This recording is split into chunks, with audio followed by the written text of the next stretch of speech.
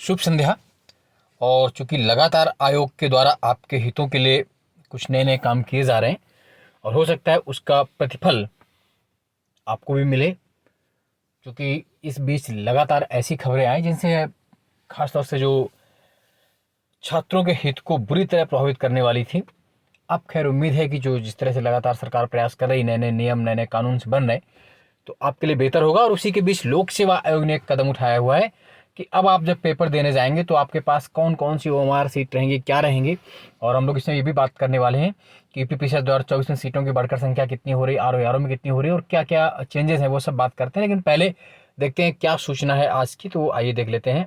वो देखिए, सूचना है आपकी उत्तर प्रदेश लोक सेवा आयोग के द्वारा ही ये एतद द्वारा अभ्यर्थियों को सूचित किया जाता है कि उत्तर प्रदेश लोक सेवा आयोग प्रयागराज द्वारा अध्ययन जारी समस्त विज्ञापनों में उल्लिखित पदों के सापेक्ष आयोजित की जाने वाली वस्तुनिष्ठ परीक्षाओं में माननीय आयोग के निर्णय के क्रम में प्रयुक्त होने वाले उत्तर पत्रक 3 प्रतियों में रहेगी। कितनी प्रतियों में? 3 प्रतियों में होगी, जिसमें प्रथम प्रति मूल प्रति जो होगी वो गुलाबी पिंक कलर में होगी, जो मूल ओरिजिनल प्रति होगी।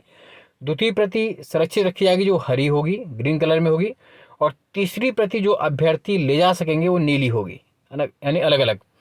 परीक्षा समाप्ति के साथ ओएमआर आंसर शीट की मूल प्रति संरक्षित प्रति आप जमा कर लेंगे, जो वहाँ पर गार्ड ड्यूटी कर रहे होंगे, जो भी एग्जामिनर्स होंगे, जो भी आपके अंतरीक्षक होंगे। और तीसरी प्रति नीली प्रति जो होगी अभ्यर्थी अपने साथ ले जा सकेंगे। यानी कि अब 3 तरह की प्रतियां होंगी, गुलाबी पिंक हो गई, हरी हो गई, है ना, ग्रीन हो गई और ब्लू हो गई नीली।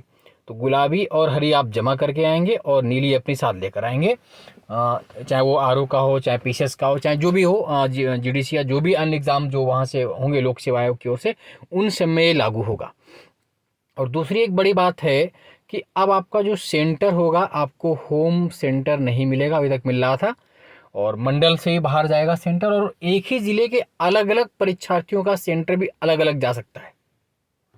मतलब अगर आप एक ही ज़िले के हैं और आप पहले सोचते थे कि साथ साथ जाएंगे, आगरा घूम के आएंगे, यहाँ हो जाएंगे, तो अब अलग अलग दोस्तों का सेंटर भी अलग अलग आयोग पटक सकता है, कहीं भी भेज सकता है, ताकि है ना शुचिता बरकरार रहे। अब ये तो भविष्य के गर्भ में छुपा है क्या होगा। और दूसरी बात ये है कि सेंटर भी प्रयास किए जाएंगे कि सबसे पहले जो राजकीय कॉलेज हैं, गवर्नमेंट कॉलेज हैं, उन पे बनाया जाए, पॉलिटेक्निक वगैरह, आईटीआई वगैरह। मतलब फिर उसके बाद जो आईआईटी, मतलब जो प्राइवेट कॉलेज है उन पे विचार नहीं किया जाएगा, उसके लिए कमेटी बाकायदा बन रही है। और इवन जो उस पर अंतरिक्षक भी होंगे वो भी 50% आपके आउटर के ही होंगे, बाहर के होंगे, 50% लोकल के हो सकते हैं। और लोकल के मतलब उसमें आप उनको आप भी नहीं जानते, क्योंकि आपका सेंटर भी अब 200-250 किमी दूर जाएगा। तो कुछ सरकार लगातार प्रयास करे, आयोग भी प्रयास कर रहा है, और निश्चित रूप से बेहतर कुछ होगा। और क्योंकि पेपर आउट होने से बड़ी दुर्दशा एक स्टूडेंट के लिए कुछ नहीं हो सकती, तो उससे निजात मिल जाएगी। और ये 3 कॉपी भी आपके पास में आपका आंसर शीट बनेगी, और आपके पास एक कॉपी रहेगी नीली वाली, वो भी फ्यूचर में देखने के आपके भविष्य के लिए काम आएगी। तो उम्मीद करते हैं कि ये सब चीज़ें जो हो रही हैं वो आपके हित में होंगी, लेकिन हित में तभी होगी जब आप अपनी मेहनत भी करते रहेंगे।